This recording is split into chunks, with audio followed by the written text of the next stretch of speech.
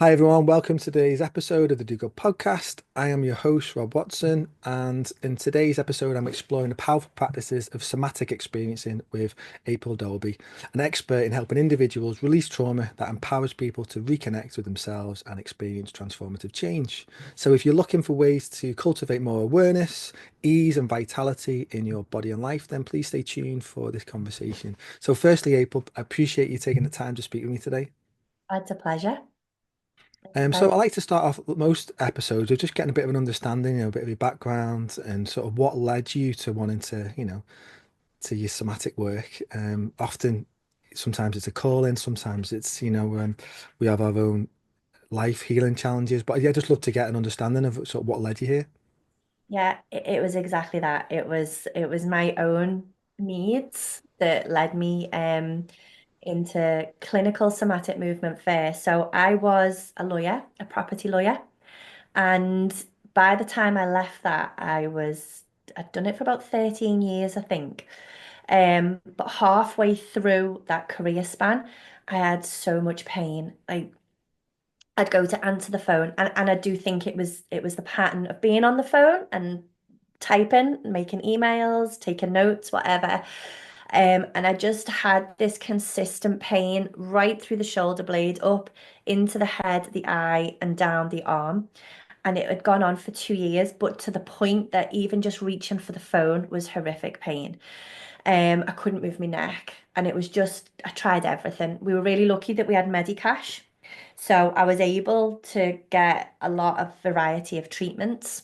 But even when I looked back on them Medicash receipts, like a lot of money had been spent trying to manage this pain, and nothing ever worked for longer than about 24, 48 hours.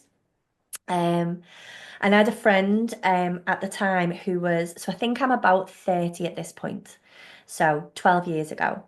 I had a friend who she'd opened a yoga studio and she wanted to introduce aerial yoga. And so she was like, I'm looking for some teachers. Would you train in it? And it could be fun, help out. So I was like, yeah. Went on this aerial teacher training. And the lady was teaching me Devi. She was an amazing teacher. And I remember turning up one day and I was like, I'm so sorry, I can't move my neck. Like, I know that's going to be really challenging for these hammocks. And she said, go home tonight and research Martha Peterson and somatic movement. And if you can get to see her, because she'll fix that. She'll help that completely. So I was like, okay. So I did. Discovered Martha's American, and I had to wait 6 months for her to be in the country. So, bit of a long wait, but we did it. And I did a 2-day workshop with her. And the pain went after day one, the pain had gone, and I couldn't believe it. I was like, I haven't been able to move like this for years. It was such a relief. But there's a bit of you that's kind of like, oh, is it going to creep back in? And it didn't. So I did teacher training, and there's clinical training that you can do where it's hands-on table work. And I was like, I really need to do this. I can't be the only person sitting at the desk in pain. Um, so yeah, after a little stop start, because I thought I was going to have to go to Canada to do it because everything was full in this country, I got a phone call one day, like someone's dropped out. Can you come to York and start your training? So I was like, yeah, when? 2 weeks time. I was like, not a problem. Dropped everything, got holidays, went there and started, and I've never looked back as far as particularly the movement side of it. And the pain hasn't come back, ever. So I feel really passionate about how amazing that clinical stuff was for me personally and how I've seen it with other people. So then I started my first training and found out I was pregnant. So there came another journey that ran alongside it. And so by the time I'd had my second baby, it was I really don't want to go back to law. It doesn't work with family balance at all. And the clinical side of stuff was just so transformative for me and what I was seeing in people that I was working with at the time. It was just like a natural time to phase out the law and go self-employed. And that was what I did. Wow, that's really good. I always love to hear the background and stuff, and it's really fascinating. Yeah. On that, then, could you um, share then? to people that may be hearing about somatic experiencing for the first time, like Yeah. what So it is somatic, and how it came about? absolutely. So somatic experiencing was then another level. So I was on this path for somatic movement, and then we had to learn during that time, we had a lot of reading to do. Because again, it's like we were chatting off air, somatic experiencing is a professional qualification. It took 3 years. There's a lot of things with somatic tagged onto it that you can do in 30 days and stuff. This is deep learning, deep understanding, and personal experience with it as well. Um, so for the clinical somatics part of the module, we had to do neurophysiology and we had to read a number of books, and Peter Levine was one of them, Waking the Tiger. Because if you're going to work with the muscular system of the body, you're going to unearth trauma, you're going to unearth stress, you're going to unearth emotions because it's all in there. And so I had this background knowledge of Peter and what he did. And then as I slowly started to work with bodies on the table, I could see some people shook as they moved, some people shook as they released. And I started to notice where there was more stress in a nervous system, as well as it just being some muscular pain and injury. I could see the difference between more deeper stuff going on. Um, but at this time, I suppose it's backtracking slightly, it's quite important to note I've struggled with anxiety since I was about 14 years old. I always remember having my first panic attack at about that age, and the teacher, it was on the way to school, and the teacher put me in a room, and there was never really an awful lot of guidance around. It was just kind of like, oh, it's panic. It's fine, it'll go. And it was only as I got older, you learn your own coping mechanisms with like running and doing different things that would help. Running was a big one for me. I hated it, but it felt like it burnt the anxiety off. And so as I'm kind of getting to grips with the somatic movement and learning about Peter Levine and the somatic experiencing, I'm thinking, oh, that's really interesting for my personal anxiety experience. I wonder if it can be helpful. So I started to take a deeper dive. And again, you needed to go and there's not many somatic experiences by us. I'm assuming you might have noticed that. There's not a great deal of us, is there? Isn't And it? back then it was just pre-COVID, and there wasn't really anyone doing Zoom sessions for it either. So we enter lockdown. And as we're coming out of it, I noticed SOSI, which is the institute I'm training with, which is part of Peter Levine's training. They're doing Zoom and they're doing like 2-day workshops on it. And it was so challenging to get on. It was like they were selling out as quick as they were putting these things up. So this whole journey started a good 18 months before I managed to get into somatic experience and any bigger. And I eventually managed to get to London and spend 2 days there and started working with an SE therapist as well, as part of signing up for my training because you've got to. Uh, I don't know, 9 months in, I suddenly had this moment where I was like, I said to Madhu, my SE therapist, I was like, I don't feel like I'm waking up with anxiety anymore. It was always there. It was always just like even if it was an echo, it was never gone. It was like a threat in the background, like, or one little thing today could just make everything feel like it's going to spiral. And yeah, I remember being 9 months into my own personal SE journey, and I'm on my training for this at this point as well. And it was like, I can't believe I've reached this stage. Like, I thought this would take longer, to be honest. And it was just that personal moment of feeling that was incredible. I mean, that's like the moment the pain lifts as well. It's like, wow, I've got so much more space in my head. Now I haven't got this consistent flutter. Or for me, it manifested as like a bit of feeling puffed out in my chest. Like, when you've done a run and it's very panty, it would always feel a lot like that. And so, yeah, kind of that finding SE and going into it a little bit deeper correlated with coming out of lockdown and seeing a lot of particularly medical staff turning up, getting on the table and just shaking from the minute they lay down. And they were all presenting with the same injuries. It was all shoulder, neck. It was like, now with the knowledge I've got, it's like a freeze response. And it was all the same injuries coming in. And it was that point I was like, I need more than what I've got to be dealing with some of the emotional stuff that's turning up now. And it was it was off the back of that, I think, pandemic. I'm sure it was there for people beforehand, but it was just more magnified now.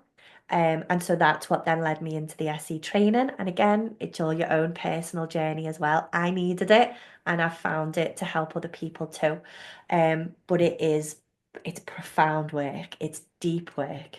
It's not always easy, but it is absolutely worth it once you can get yourself into that space of willingness to do it. It was, yeah, it was unreal.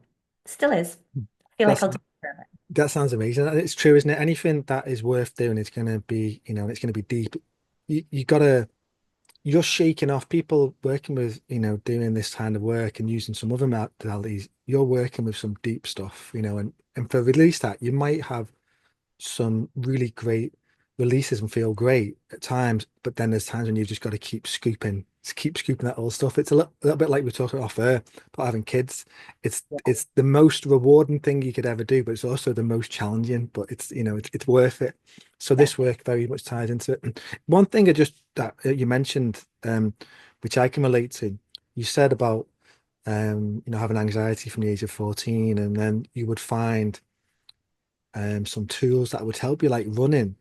And the way I think about it with that is, and I can relate to this as well, go out for a run and you feel better. But it's like a band-aid, isn't it? It helps, but it wears off. Mhm. Like, and other things would wear off because you're not getting to the core reason for that anxiety. You're just managing it with, now, of course, running's a great exercise for you, and other things you can do, and being in nature, amazing as well. And they can be part of your toolkit. But until you realize that you have to really tune in to, what's going on, and to heal that. Mhm. Um, Yeah. You kind of have to work with the point of why you've got the anxiety that makes you need to run, don't you? yes. That's kind of the thing. And it's really interesting. I've had conversations with this with other with colleagues of mine that's on the training as well, with friends that I've made on the training. And we had a really interesting conversation about whether you're, so when you're working with somatic experiencing, I mean, there's a lot in it, it's a big field, but you're predominantly, a lot of the time, working with your survival instincts. So you fight, you flight, you freeze, because that's the energy that gets thwarted or stuck in the body at particular times in life, and it leads to other things, and it's an aspect of it. There's more to it than that, but that's a big aspect of it. And it's interesting how you see people, and this is where it really struck me. We'll all find a tool that probably helps us with the survival response that maybe just stuck. So for me, it could have been, I think it was a lot of flight energy that never got to be flight. Because particularly if you're working with developmental stuff, children don't have the option of running away or fighting always. So freeze is the most common kind of response because you've got nowhere to run to. You can't look after yourself. And so some of that fight and flight energy can get a little bit trapped in the nervous system because it never got its opportunity to do what it needed to do. And so it was really interesting to sit and think, did I run to try and burn off some of that flight energy? But I wasn't tapping into what maybe I needed to run from or where I was running to. I was just doing it. And so it wasn't very anchored. It gave me the release of what I needed in that moment, but it didn't necessarily work with what the flight energy was about. And so, like you say, it's that plaster that goes over the top, then, isn't it? And next day I need to repeat and do it again. For other people, it could be different. I could have gone and done kickboxing. Maybe that would have been my fight energy coming out. But yeah, I chose running. Um, And in many ways, you chose, at least you chose a positive thing to use. And often we know from experience, particularly in society, people will turn to, because they're in pain, and they'll turn to stuff which is just going to push it down further, drink, drugs, other addictions, like Yeah, real negative ones, which can completely spiral. yeah, Um, so yeah, I think when you're young as well, you know, I think all of us real, maybe until the real doors to stuff opening don't come until we've been doing quite a bit of work. yeah, It's a journey, like you say, it just keeps evolving and unfolding. So we need to find those things that are going to help in the yeah, short term until we're ready to do the deep work. Because maybe we're not ready to do the deep work in our 20s. Maybe that isn't the time. yeah. Maybe it's in our 30s or 40s because that's just the time and stuff. It all depends on the individual, doesn't it? Absolutely. Like I do think that, like in some ways, there's a bit of me goes, I did wish I'd had this in my 20s, but then everything would have changed. Like, would you have chosen the same friendship circles? Would you have been doing the same things? Because maybe you wouldn't go out and go clubbing as a way of releasing. You might find something else to do. And so it's so hard, isn't it? It's like that sliding doors thing. Like I've got who I've got in my life now because that's where I was and that's what I needed at that time. And to go back and think about changing it makes me a little bit sad because it's like, oh well, it might not have been like that. Um, so it comes at the right time when you're ready for it, and everything else that you've got to hold in place can cope with that change as well. Like you if it's partners, if it's work, if it's because if you're going to change something in yourself, you're fundamentally going to change everything around you as well. You can't not. All your relationships are going to shift for it for the better, hopefully. But yeah, it's it's noticing that. Yeah, it can set some fireworks off, can't it? Particularly in your especially close relationships, because you're changing on your thing, you're healing, you're growing, Yeah, and the other people can be. Sometimes you can drift from that, or you can come back, and it's a challenge. Sometimes yeah, people completely transform their life and drop everything. Others work a way of integrating it. I almost prefer the integrating way because I feel like there's more growth potentially in that. yeah. One thing you mentioned about the fight or flight, I think about the way we are in society, the way we live. Like, for instance, the news, for instance. I don't put it on. Yeah, we very rarely, but you can't help but get a sense of what's going on, whether it's the fires in LA, hurricanes, there's war, God, it just like it's endless. And our Mm. nervous systems are just so battered from it. So we're always in that fight or flight. And Yeah, even that's on a global level, but then on an individual level, the stresses that we have on a day-to-day basis, in terms of like what people may feel around personal finances, health, relationships, how busy the world is, and how fast-paced everything is. It feels so unnatural to and we think about it. What have humans been around for a few 100,000 years? And it's yeah, only in the past few hundred years that it's like the way things have gone. And yeah, seems like it's only gonna speed up in many ways with yeah. more tech and AI and everything. And it doesn't feel like life's getting slower. So your work and what other people are doing, it makes me feel like, God, I have this phrase at the moment, which is getting back to our roots. Yeah. And we have to remember what it really means to be human and what we need. Like, what are our needs? Most of us are just focused on our wants in Yeah. society. What can I have that's going to give me um that little bit of something? But it's just going to fade, whatever it is, material stuff and what we're seeking. But yeah, I kind of went down a few little things there, but it does make me just think like your work and what other people are doing, like how important it is for us to come back to ourselves um, and do the real work. Oh, absolutely. And that's what I was saying then. Like when you find it, it has a ripple effect because, like you've just said, that fast-paced life, it's then being able to, if you've got a job that is relentless and it's like always putting you on the verge of burnout, and you actually do start to connect back to yourself, it's that tolerance for it. It's like, can I still tolerate this job now that I know the difference between when I'm in burnout and when I'm actually feeling better in myself? And so it does create those moments where you go, do I want to do this anymore? Do I need to take a step back and think about what's going to serve me better? Do I want to live here anymore? Maybe I want to live closer to nature. So it changes. It doesn't change these big things overnight.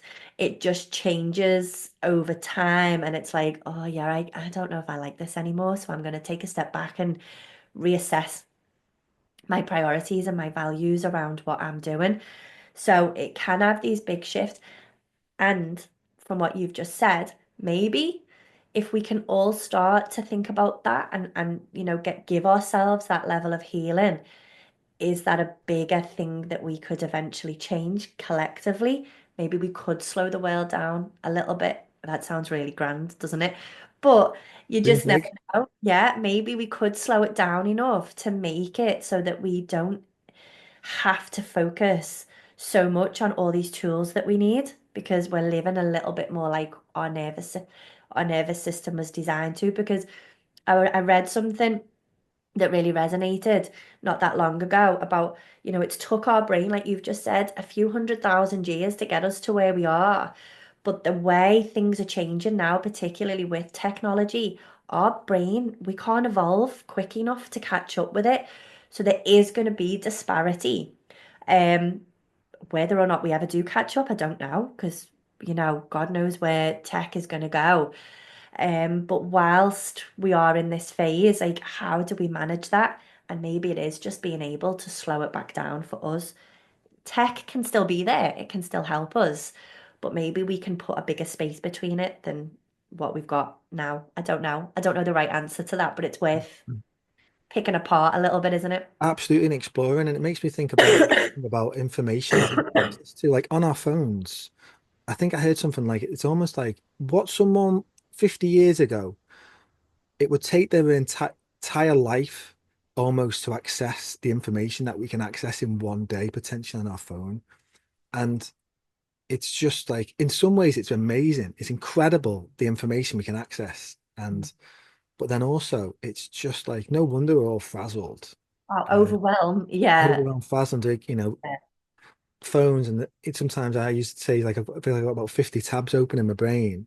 Yeah. Um, And yeah, so definitely the work you're doing and others, it's just like, and it's so important. And one thing I wanted to touch on, yeah, I'm interested in like how does, stress and trauma actually get stored like in the Mm. body, and what are some of the signs that someone may be holding on to, say, unresolved emotional experiences, like physically, how can that be manifesting for individuals?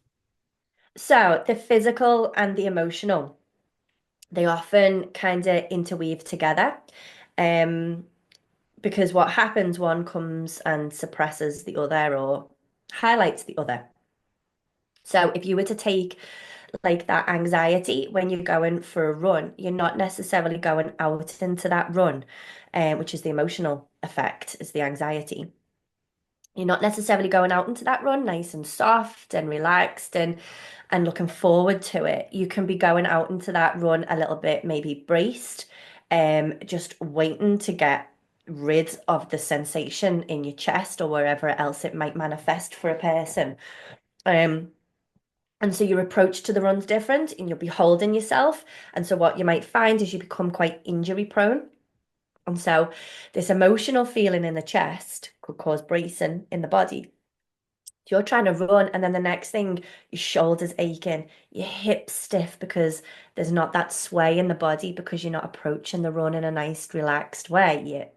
You're already like kind of tense going into it.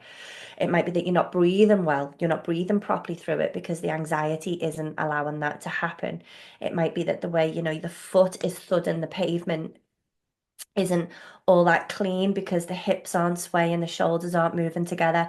And so all of a sudden it's like, oh my God, like I'm going running, but I've got all these injuries because my shoulders hurting, my hips tight, my knees are really sore.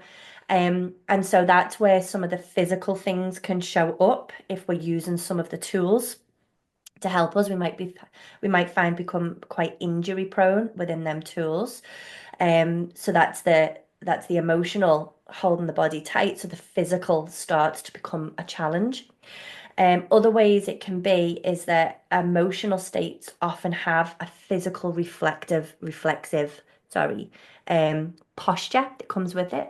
You think of stress, grief really hits you through the center of the body.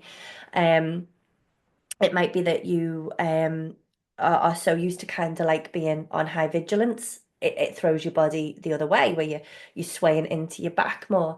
And so that's where the physical symptoms start to show up in where the grip of the reflexive emotional state takes you. Does that make sense? Yeah, absolutely. And that can be in the breath as well. That can be in the digestion too. Again, you're verging in the emotional and the nervous system state there. But if you're getting a lot of IBS symptoms, oh, it's going to make you hold your stomach and you're going to get like wary of eating certain foods. You're not going to breathe that well. And so that's how the physical often presents itself through pain, through tension, um, very symptomatic headaches, tired eyes. You might get jawache, you might clench your jaw, grind your teeth. Um, and they're all things that when you stop and you feel them and you go, okay, I'm clenching my jaw now. What happens when I let that go? And there might be that opportunity to go, oh, I'm stressed. I can feel the stress once I let that go. I know that there's an emotional state behind this. Um, and so yeah, the two tend to interweave together. You take one away and it really exposes the underneath. And that's when you get to tackle it a little bit more. But it does mean you've kind of got to sit with the discomfort of it. And that's where the challenge is in the work, because you've got to really hold the fact that something isn't okay in the nervous system. But you give it space and you work with it, and it does move and it does go. Um, but for that short piece of time, yeah, you've got to feel it. You've got to feel it, got to go to your edges, haven't you? Go right up to Yeah. your edges. And it's the only way you can grow, Yeah, make yeah. space. I know Yeah. my pattern is when I feel uncomfortable, is just to get up and move, and it'll be like, and we touched on, I've got two small kids, so the house is always a mess. So you can always look around thinking there's something to do, or something to do to keep myself busy. And I think Mm, busyness is definitely a way of running away from your own, feeling into your own body and your own stuff. And obviously you can justify it and go, well, these things need to be done, mm, but you realize you're just being avoidant to what the real work that needs to be done. Something you touched on there as well about IBS. It's something that I was labeled with having when I was like in my 20s, and other things. It makes you realize like how how modern medicine in its current form is not even getting even scratching below the surface on what truly needs for true healing for people.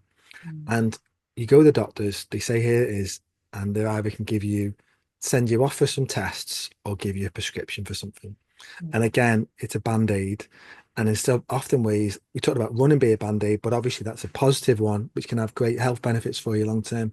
But often, if you just get put on some pharmaceutical drugs and they say, this is chronic condition for you now, we don't really know what we're gonna, how it's gonna go away, but you're on these drugs for life or for however many and it makes me realize how much there needs to be a complete sea change and a paradigm shift in the way we look at stuff and the way we think of health. And thankfully, through the self, yourself and many other healing modalities are it makes me think about is it the quote from Buckminster Fuller? And he says, we don't change the current systems, we mm. create new ones that make the old ones obsolete. So in Yeah. many ways, we need to make the current health response paradigm, which is basically pharmaceuticals for the most part, particularly with chronic conditions, basically, and to show there's a new way. And I think that's what happens is enough people will eventually come over to new ways. Like you were saying about the big change, eventually we can change the world. And it does start small and it'll grow. And it might just be that the way I see it in the future is that there's two paths really. There's loads of paths, but there's two distinct paths. And which one do we want to go down? Do we want to keep going down the one we're going now, tech and even more advanced technology, or do we want to go to one where we're getting back to our natural self and we're realizing that we have the power to heal ourselves. We Yeah. don't require someone to give us something. Like you are facilitating healing, but it's the individual that is doing it. You're helping them. Um, so it's realizing that like you might be aware of Dr. Joe Dispenza's work. Mhm. And showing the true power that we've got, all of us individually, to overcome pretty much anything. And it's phenomenal when you tap into how empowering it is. One of the things I mentioned at the beginning about what your work you do is it's empowering the individual to know that they can do the work themselves. Yeah, that's a huge part of it. It's giving agency back to the person. So they're not constantly needing either. You can't rule out medication because for some people it is necessary. And and surgeons, sometimes surgery is necessary as well. So you can't absolutely rule it out. But yet giving someone agency back over their own body so that they have the opportunity to work out what they need and if actually something else is going to work better and give them much more long-term benefits. And it isn't me, it isn't anyone else that's doing that for them because they're showing up and they're doing it. I couldn't force someone to do an SE session if they didn't want to. So it isn't me that's doing the healing, it is themselves. Um, we're just reminding ourselves of how we do it, aren't we? And it is really profound.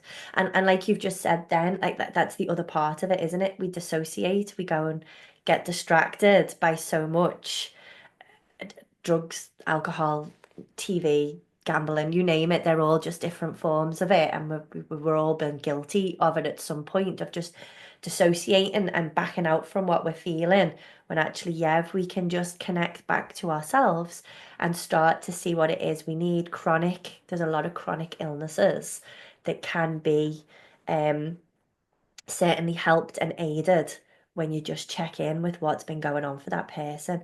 Because if you've experienced something really tough in life and you've never ever actually acknowledged it or dealt with it, of course it is going to still be there in your body, isn't it? It's going to hold on somewhere. That concept is the best. The body keeps the score because it will. You think about that time you've been stressed and you remember what was happening, your body starts to go back into that state that it was in then. And you have to kind of remember to come back out of it. Um, yeah, so no wonder it kind of leads all the myalgias, they're all the same. They don't know why. It's the nervous system, blah, blah, blah. Peel the bit layers back off the nervous system and maybe it'll tell you itself rather than taking tablets. Take them while you're getting through that phase, maybe. I'm never going to tell anyone to or to not do. Yeah. Yeah, give yourself an extra layer of something to work with to see if you can manage it differently and separate the two aspects out. Yeah, being able, those two paths would be fantastic if we had the choice.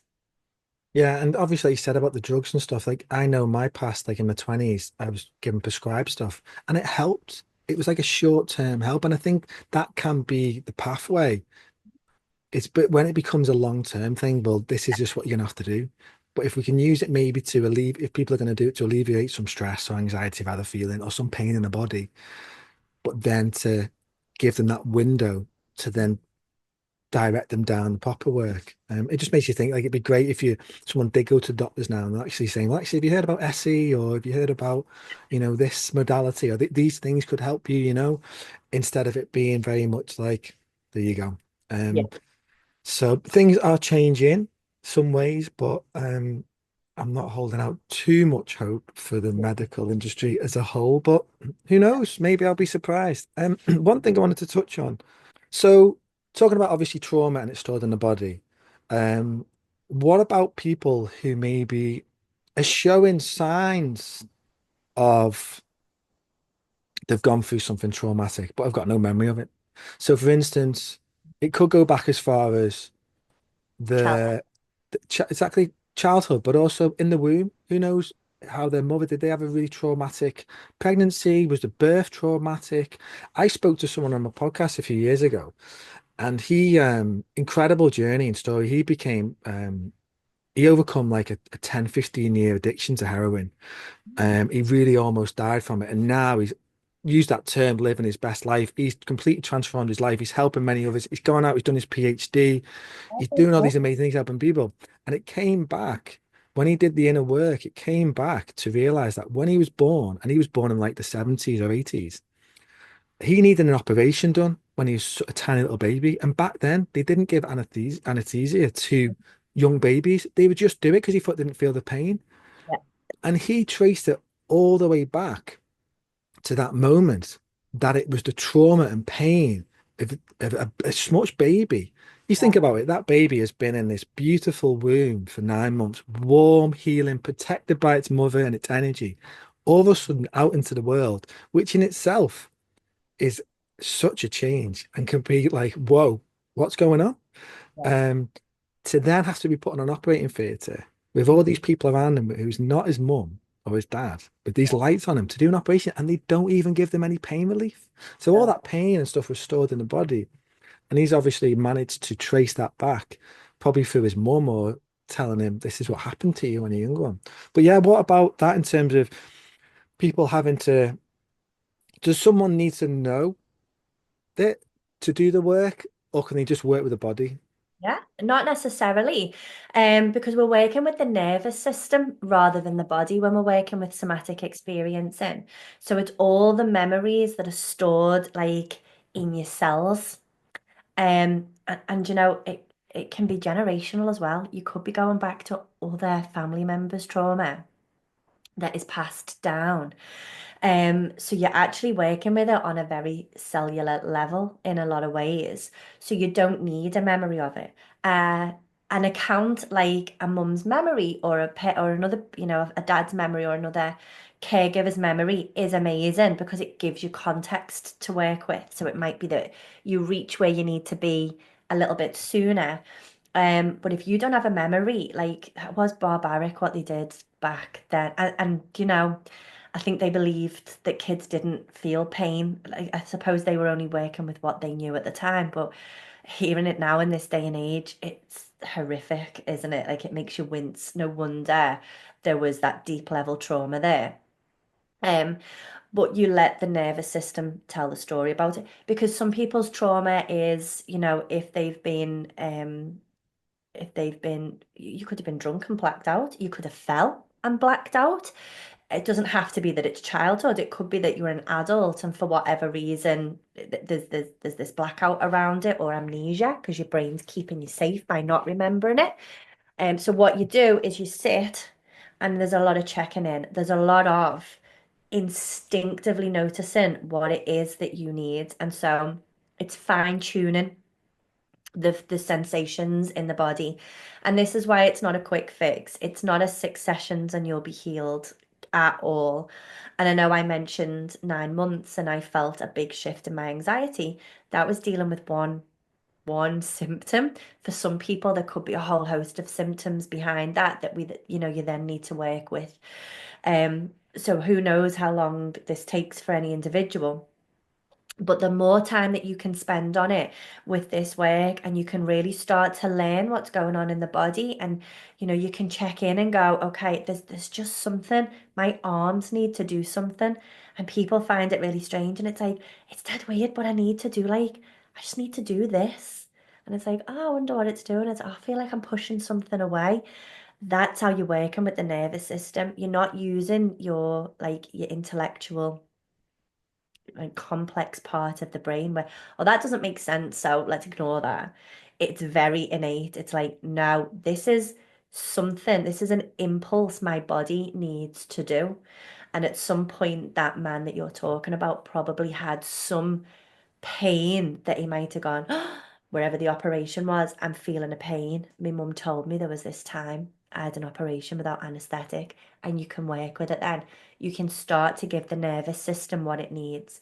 Isn't necessarily what happened at that time, but your nervous system's memory of it will stay alive as if it's still happening. So what you need to do is renegotiate that and give your nervous system a sense of safety right now. And that might mean changing the story in a way that suits you better, but it creates a safety in the body that you can feel, and it interrupts that then. And it like I say, it renegotiates it, and there we go. We found a little bit of safety and a little bit of space and less pain than what was there before. And yeah, that's how you work with it. It's phenomenal, isn't it? Yeah, it is truly phenomenal. And I think Yeah. that last word that you mentioned there, it all comes back to us feeling safe, doesn't it? Like Yeah. It feeling, does. feeling, feeling safe to be able to just rest and relax and to let go. Mhm. Yeah, And yeah. in that, then, um, yeah, That's where the expansion is, isn't it? And for some people, if they've never had a sense of safety, that man in particular, his nervous system learned it wasn't safe quite early on, not through anyone's fault, because it's probably saved his life what he went through, but it won't have felt safe at the time. And so that's the environment you're living in then is a lack of safety. And sometimes it can go to the extreme where you actually seek out unsafe environments because it's familiar. Could be what's led to addiction, whatever. It could be what keeps making us turn up to places that aren't okay. And so then when we get a sense of safety, it can be quite uncomfortable for some people because it's really alien. Again, it's very personal, but it can be a little bit uncomfortable, a little bit strange, and it's like, I know this is safe, but you've got to learn to be in that, and then you can find safety much easier. So sometimes it isn't just about sitting on the couch and relaxing. It's about not going out to, I don't know, that club where you know you're not going to be okay on your own. That it's that as well. It's about being able to come back and finding somewhere that you can actually rest on a slightly deeper level and be mm, okay. yeah, yeah, 100%. And when we talk about that people with addiction, you look at people like the homeless people, and um, I, I think what it makes me have when the more work I do myself, the more reading and understanding I get of how complex our lives are, you have much more empathy and compassion for what people are going through, rather than just judge someone who's, oh, they've done this, they're like this. Well, I'm not saying there shouldn't be repercussions for people that do stuff wrong. Of course, we need that in society. Um, but it's having an understanding of like, well, what happened to them as a baby? What happened to them in childhood? Like, Yeah, what turned them into be that person?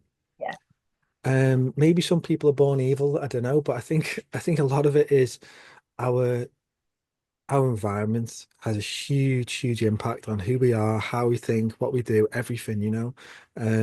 Of course our genes play a role, but our environment, and like you touched on before about that element of ancestral stuff that comes through. Like what, you know, like for instance, my wife talks about it, which is quite interesting. So her grandma had inside her the egg that she was born in, because yeah, she had her mum inside her, yeah, but inside her mum the egg was already in there.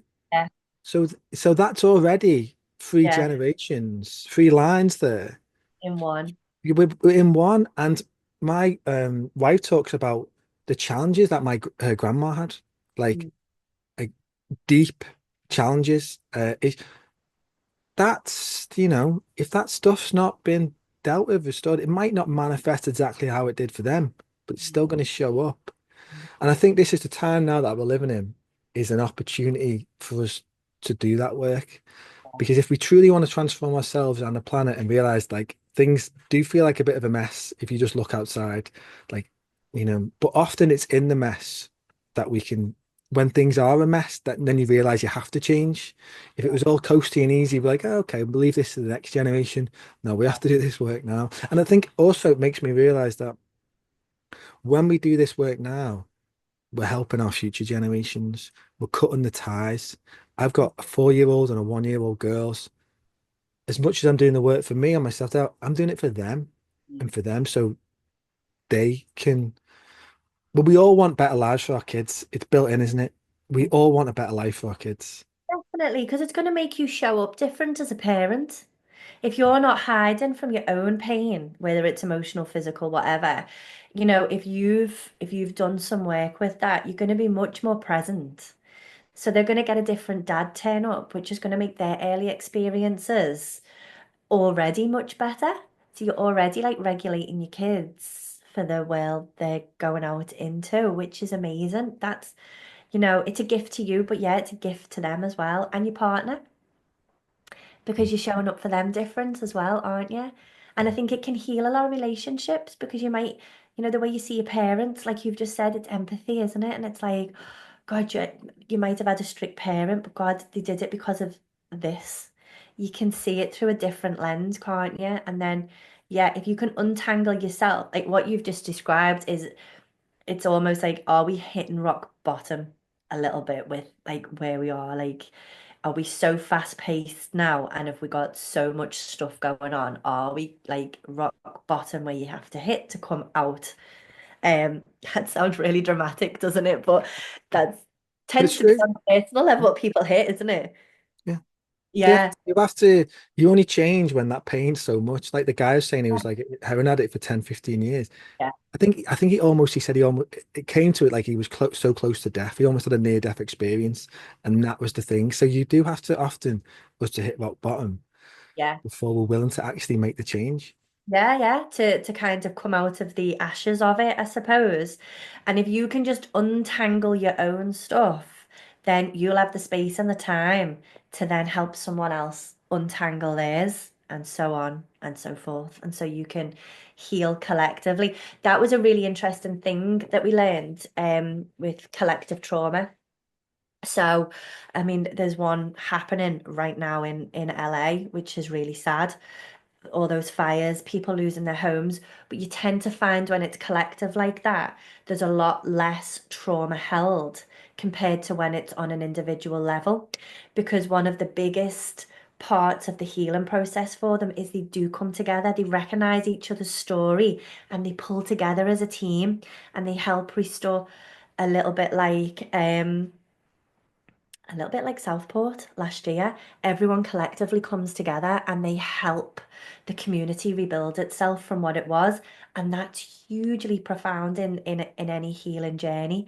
So if you can just do one thing on yourself and then it filters out, then it starts to be a collective movement. And it's even bigger. It's fascinating. 100%. And it's so important. And it's realizing that we have to, when it's very easy for us to point out and say what needs to change in the world, Yeah, or even in our partners or individuals, or if we say, if you only you did this, your life would be better. Very yeah, easy to point out other people's problems, isn't it? yeah. Um, even whether it's true or not. But it's actually, we've got to do the work, and like you say, it ripples out and everything gets better. When we become a better version of ourselves, our life becomes better, our relationships become better, as you touched on everything with our kids. And I think that bit about the kids element and even thinking, I think in the end, what it allows you, when you do the work and you heal the stuff in your own body, at its core level, you just become more present. Yeah, yeah, You're you more here to show up because you're not in your head, you're not feeling the pain, you're not worrying about stuff, you're not in the fight or flight mode. yeah, You're in that place of, well, okay, I can just be. I can yeah. play with the kids. I can do this. We can make some food together. We can have a nice, slow, relaxing time together. And so, yeah, so that's something that I get, I get windows of. It comes in the light, like from that work. Yeah, and do you know what I like about it? It's a bit rebellious because we've been told that that's not how we do things anymore in some degrees, isn't it? It's like, don't stay in with your kids. Go out and do this and dissociate a little bit more. Go and buy this, go online and, check them into YouTube and let them watch something while you go and Hoover. It's a little bit of a rebellious movement to actually go, no, that isn't the way I want to do things anymore. I want to do it this way. And actually, you won't need all the external things. It might save you a fortune because you won't need to 100%. go. Yeah, you won't need to go and buy something to make yourself feel good because you'll have it within yourself to be able to do it. And I love a little bit of a rebellious nature. Like I can really, they're my people sometimes. And so, Yeah, yeah, I'm all for that. Yeah, I've got definitely got the rebellious nature in me in the streak, and I think yeah, definitely question the status quo and yeah, don't just go with the herd. Don't just go with the narrative. Ask questions. I think a big thing that's gone missing that we need to instill more in our kids growing up is for them to ask more questions. Like, well, why do that? You know, have that more streak in them rather than just be like shaped just the way society wants people to be shaped. So yeah, let's rebel more, and the work you'll do is, because it brings people into their own power. And when you have got that power, you feel more embodied and you feel more empowered about things. You're not willing to take the shit anymore. You're not willing to just go. You're like, well, actually, no, I'm going to do what's right, what feels right for me right now. So Definitely, it gives you your fight back, but a healthy fight. yes. No, not all fight is bad. Like we need it. It's survival, isn't it? We have to be able to stand up for who we are and to recognize. And it's really difficult to do when we've actually lost our way and we don't know who we are anymore, which can happen with it, like what you've just said, with all that dissociation and going out and doing things that, maybe aren't the best for us. But actually when we come back home to ourselves and we kind of learn who we are, we've got the fight, so we do stand up for what we're believing in a little bit more, and yeah, we can protect the things that we've achieved and forge that path that you mentioned earlier. Think a lot of us adopt the people pleasing mentality, don't they? They just want to, you Be know, like though and sometimes, isn't it? yeah, of course, and it's understandable, but I think it goes to the nth degree, to the Yeah. point where you're not doing what's right for you. And I know we've got to be there and we've got to make sacrifices, and it's a big part of life, maybe having children, everything, to make sacrifices and stuff. But to just become like, it's like it's about us remembering who we are Yeah. and getting to know oneself. And Yeah. once we know ourselves, then we can navigate our life much better and learn to say no more. Yeah, definitely. Yeah, boundaries. Yeah. Like if you think of people that are maybe on a path that isn't great for them, like it's not uncommon to hear people say they've lost their way because you're not like you've lost your way. You don't know who you are anymore to know what way you need to be going. So you just kind of drift with wherever you're being pulled by the tides. So yeah, to get back and sink back into yourself, you can find your way again for what matters to you. One thing I'd like to ask you then, going right back to what you said at the beginning, often um, people can be in a career that they don't like, Mhm. but it's like making that change. Like you were able to, it seems like through a transitional period of a number of years, from your first child to your second child, was able to transition away from being a property lawyer, Yeah. and to doing this work. Um, any advice for people who are like, you know what, like I'm doing this thing now. It's not, it's paying the bills. It's what's familiar to me, but it's not my calling. But then even some people don't even know what the calling is. I suppose yours just came to you. It wasn't like you were suddenly, I don't know, it wasn't like I'm going to come and be this. It's like, I need to do the work on myself. And then, oh, Yeah. wow, that's amazing now. But I don't know, any guidance or anything, or maybe just anything more to share on you being brave enough to make that shift? Or was it got to the point where it just had to happen because the old life just wasn't working anymore? Yeah. I think I realized during that career span that for me personally it didn't have longevity because stress and burnout was just too easy to happen in that role. And kind of like clocking up an insane amount of hours in a working day was a celebration. And I grew up with an ethos from particularly my dad, who was like, when you're working for someone, you're lining their pocket. You're a slave in a lot of respects. Don't know if that's the right word to use. You can edit that out and we'll change it if it's not. But No, you're apologies. basically turning up, yeah, and you're doing something for someone else and they're deciding what you get paid for it. So never give your soul for that. And I think that always stayed in my head a little bit. And so when I realized I was in it, I was like, oh, there's got to be more to life than this.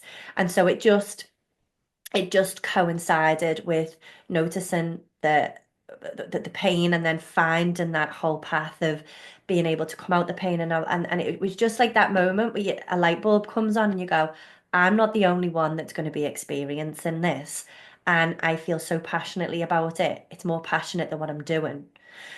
I wonder if I can make this into something.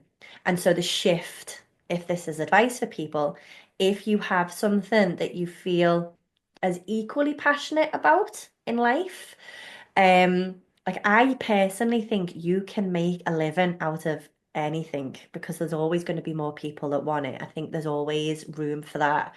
But if you've got something that's on at least a level with the passion you have for the job that you're doing, but maybe it started to wane and you've got something else that you're more passionate about, start to do it on the side just a little bit, just sound it out, just see, is there a need here? Am I solving someone's problem by providing this, making this, selling this, depending on what it is? Um, and just put it out there. Start slow, build it. Don't just drop your day job because if it is paying bills, you need that. But just start to see if you can phase one in and phase one out and how that would look. And maybe plan for it a little bit. Don't just dive off because that wouldn't be a great response. I'd phase it in and just see, can you maintain this? Can you grow it? Has it got legs? And be curious. Curiosity is the best thing to be. Be curious, and it will start to fill you with enough passion that at some point you will naturally tip the scales and it will happen. That would be my best advice. Um, yeah, I did two big things together. I started a new business and had a baby at the same time. Don't go that extreme. That was challenging. If you can help it. But But with that though, what I think about, I wrote this down before, it's like rebirth, yeah, when often yeah, you were birthing new life. And I remember my wife saying when she had her first child was born, she said, I feel I've been born today as well, yeah, you that's know? true. That's very So cool. it doesn't make it makes sense that you would during that phase you'd have a rebirth in something else in your whole life, like it would manifest in other ways. And then just coming back to with the somatic work, it makes me think about like the pain that you were having in your neck and shoulders. Like it was a message to you, wasn't it? Like, Oh, and that's the thing for all of us. It's like rather than thinking it, we don't have to label it as something that is bad. It can be our bodies letting us know that something's out of alignment. That could be physically, spiritually, emotionally, wherever. And it's encouraging us to look at it and go, well, there you go. It's showing up. mhm.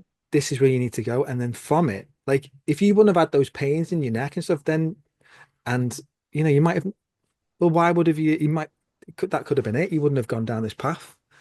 Well, Um that's it. But it could have turned into something much more serious as well. It yeah. could have been chronic. That Mhm. chronic pain could have spread down the back into other parts of the body. It could have developed into a myalgia. It could have gone the complete other way, couldn't it? And sometimes it does for people because I think the little things do start as whispers that maybe you don't notice. And then they grow and then they grow and then the symptoms start to shout at you. But by then you could just be so confused about the amount of things going on. It's like, where'd you start? And like we've just said through all this, connecting back to yourself is the best place to start for it. But you're right, if I hadn't have had that pain, I might not have gone into that work. Yeah. Well, I'm so glad I did. I'm very grateful for having those years of discomfort. Never thought I'd say that at the time, but But I'm you very don't do you when you're going through something, you're like you just want it to stop. You're like, no, I'm done. Please just go. But like you say, things definitely take time. So one thing I'd be interested to know, so for those who are maybe interested in kind of deepening their own body awareness for this, like I don't know if it's possible in this, but is there any simple exercises or techniques or practices that you'd recommend for people to try at home that they can do? Or do you think that they need to work with someone? No, I think you can start small. I think you have to choose what's you think is going to resonate best with your nervous system. So um, for instance, for some people, breath work can make them dissociate a little bit more. So if people keep telling you to do a certain thing and you go, well, I've actually not had a great experience with that, don't persevere. Go and find something that actually makes you feel like you've got more space and more energy towards the end of it. I think physical movement is the best place to start. Small, nothing too big, nothing too extreme, but something that helps you reconnect with your body. Because if you are in a little bit flight, fright, freeze in particular, and people in freeze aren't going to move as much because their body's a bit locked and are a bit, they could be wary. And anyone that is in their head a little bit more and they do daydream or dissociate, then the best way is to get inside your shell and start moving this again. So you've got tons of somatic movement practices. If you go on YouTube, you won't struggle to find someone doing some somatic movement. And I'd say that is the best place to start. A little bit of dance, um, journaling, another really good one. If you wanted to be more reflective with it, you could do the two together. But getting used to feeling your body again in a way that actually might bring you some, I'm not going to say pleasure and joy because at first it might not be that big, but at least something that you go, oh, okay, this is okay, some comfort. This is okay, I can handle this. This isn't too much. And then when you stop, you go, oh, I feel good now. So you've not had to put too much focus on any one thing. You've just felt your body again. And then maybe you could sit and you could start to write about how that maybe made you feel. You could bullet point it, you could go into detail if you wanted, but you're starting to connect the physical to the emotional really gently without it being too fast or too overwhelming, too stimulating for you. I know a lot of people always start with breathing, but yeah, sometimes that isn't the best place to go with it. Feel your body first, connect with yourself. I think that holds a lot more power.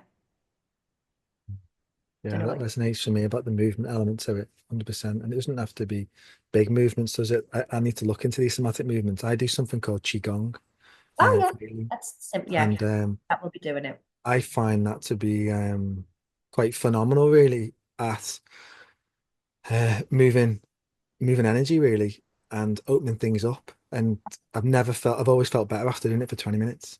Yeah, Where if I do yoga, sometimes I don't feel better for it. Sometimes I find it a bit too, like I maybe stretched a bit too hard. yeah, Um, yeah. but You can. obviously I know there's like yin yoga, which is a different element to it, which is more restorative and stuff. It's like anything, isn't it? Too much of anything can have an adverse, which is why you need a variety and a balance of things in life. But I don't think you can go wrong with gentle, simple movement because that's all our brain very first developed for. It was to move, it was to go and find food, it was, to connect with other people, it was to survive. That's, to get from A to B, to run in case we got chased. It was movement that is the very point and purpose of our nervous system.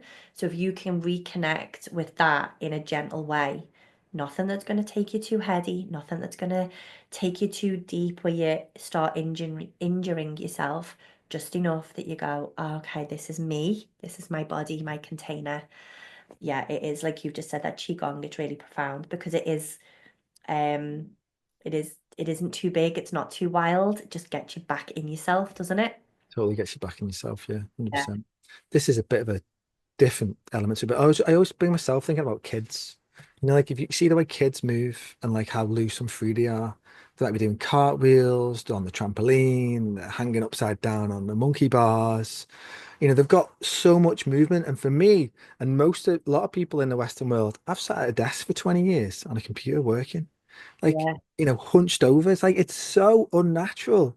Yeah. So, and they actually say maybe desk jobs are as bad as the new cancer or something. Something along the lines of that, where you could, yeah, it's like it's so it's so just so unnatural. And I used again, I keep do that term back to our roots. How we would be ancestrally. Like you'd say, like we would rest a lot in the day, but we'd have so much movement, go out hunting, getting our food, preferring food, being with the family, being as a tribe, moving about.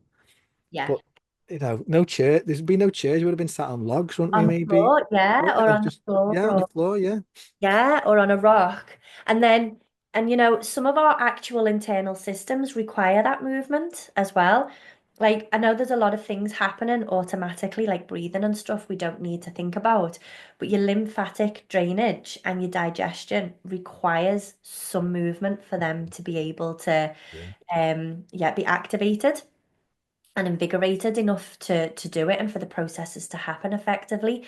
So if you are sat at a desk all day, you feel sludgy, don't you? You feel kind of like, oh, I can't really be bothered, and all them systems internally need that little bit of invigoration again to get You going do, and you get totally, you feel it on your joints. You feel it yeah, puffiness, swelling. That's why, like, I know what's become very popular in a number of years is rebounding, just getting a mini trampoline for people. yeah, 3 minutes a day that really moves the lymphatic system, gets things flowing. Because there's yeah, not many things other than movement really and some light touch and certain work to actually get the lymphatic. So it's not like the heart which pumps the blood around the body. The lymphatic system it can really stagnate. yeah. Um, so yeah, good stuff. Do you know, I could probably chat all day for this, but and we could probably do a round two at some point. But what I'd like to hear is like a little bit about like what are your offerings then to people? You know, one to one, what workshops, you got online workshops. It'd be interesting just to get a sense of what it is that you offer. Absolutely. So, I've got a clinic in Crosby, and that's where I do a lot of the one-to-one work. So you can work with me with clinical somatic. So if you do go, no, I want to start with my body. I want to connect with my movement first, and I really want to help the physical pain. It's not a problem. We can start there. I do one-to-one somatic experience and sessions, which is more of the emotional side of it. There will be movement with it as well, but it is slightly different. And then I have started to merge the two. I do like people to have some SE sessions under their belt before they merge the two, just so we can establish safety and comfort and I get to know a person's nervous system. With the clinical stuff, I would say the whole point of that is to teach you how to reconnect with the motory sensory neurons that move the muscles. So that's a shorter term kind of package. Whereas the SE, you are looking more longer term with that because I don't know what that person needs to unpack. So I never put a timeline on it. So that's working clinically. I hold movement classes. So I have a Zoom class on a Monday at 2 p.m. And if you go onto my website, which is synergysomatics.com, you can find it on there and you can pay for the month and then you've got all the library of videos as well to do. So if you're not able to attend in person, there's loads on there. I do a class at Sunflowers in Egbert on a um, Thursday morning. That is a cancer charity, so that is for people who are maybe going through some health issues at the time. And then I do a class in Crosby following it at 1 o'clock in the afternoon. So there's some in-person stuff. I've not got any planned workshops at the moment because I've got Martha, who I trained with, teaching and doing training to be a teacher trainer. So I've got some stuff with her coming up instead in York and in Liverpool. She's in Liverpool for 2 days. If you want to work with her, she is phenomenal because she lives in Colorado and she's not traveling as much as she used to. Um, and so she's here the 8th and 9th of February. And I've got a code if you want it.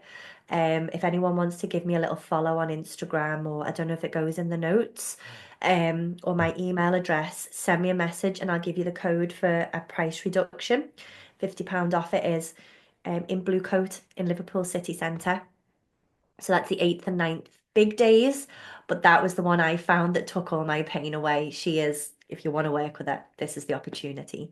So I've got a lot of those things coming up at the moment, but I do hold workshops. If you do want to give me a follow or anything, then I'll always post about them on social media and my website if you subscribe to the newsletter.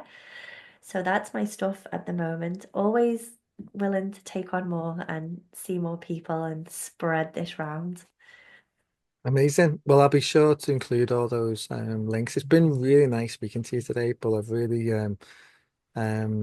yeah, really resonated with just like the whole, you know, everything that you're doing and stuff and yourself as well. Like, and I really appreciate it. And I hope a lot of people will get some benefit from this. And if it means just a few people are able to get the work from it, then this is the ripple effect from this interview, isn't it? Like you're talking about the ripple effect of doing the work on yourself, then we can do it as well with this interview.